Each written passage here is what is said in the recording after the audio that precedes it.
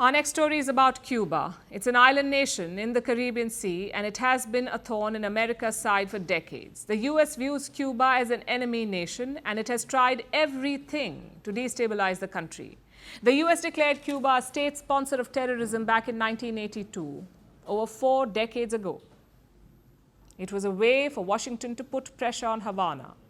But yesterday, Joe Biden undid this. He rescinded the state sponsor of terrorism designation with a presidential order. It's a strange thing to do. Just days before the end of his presidency, Biden seems to have created a new dilemma for Donald Trump. Here's our report.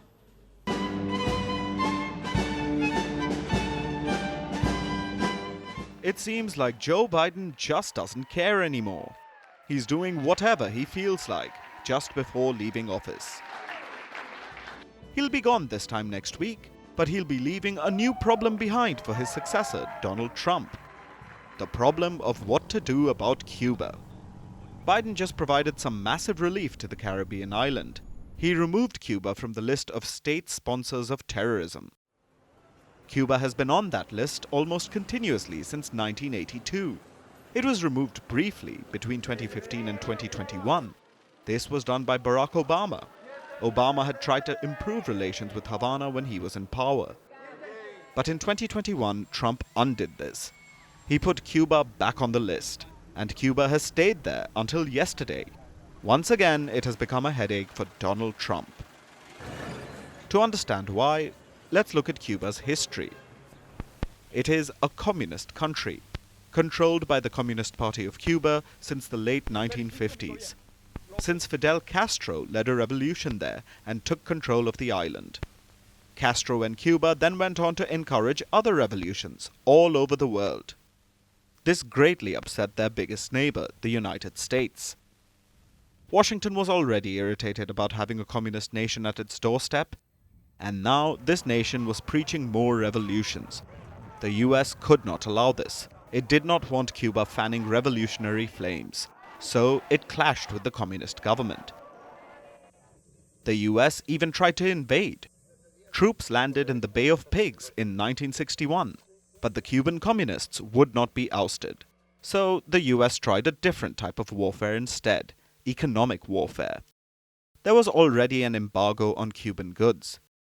It was imposed in 1958, and it is still in effect. It's the most enduring trade embargo in modern history. The US used it to cripple Cuba's economy for decades. Look at this note by a former US official. He said a policy should be adopted to weaken the economic life of Cuba, to decrease monetary and real wages, to bring about hunger, desperation, and overthrow of government. So this is the official US policy towards the island. In the 1980s, the US decided that the embargo wasn't doing enough. So it added Cuba to the newly formed list of state sponsors of terrorism. This gave the US even more powers to sanction Cuba.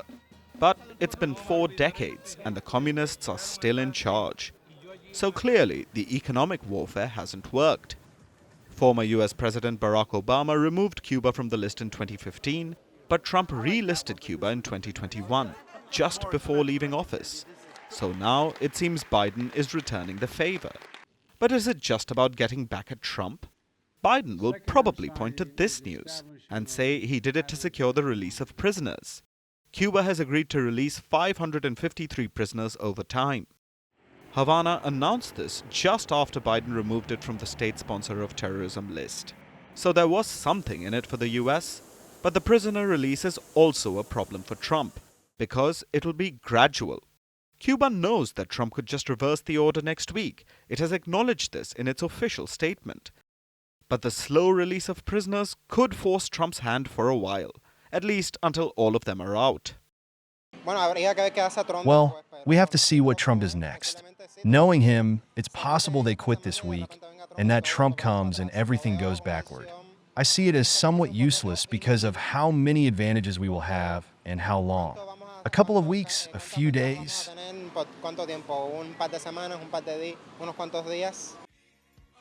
Trump will probably relist Cuba the moment all the prisoners are free. Even if he doesn't, the US still has its embargo, and Cuba's economy will never thrive unless that is gone. From breaking news to the day's biggest controversies, shedding light on the world's top headlines. Detailed analysis on the stories that matter the most to you. Catch it all on Spotlight at 6 p.m. India time and 12:30 GMT. Only on Firstpost.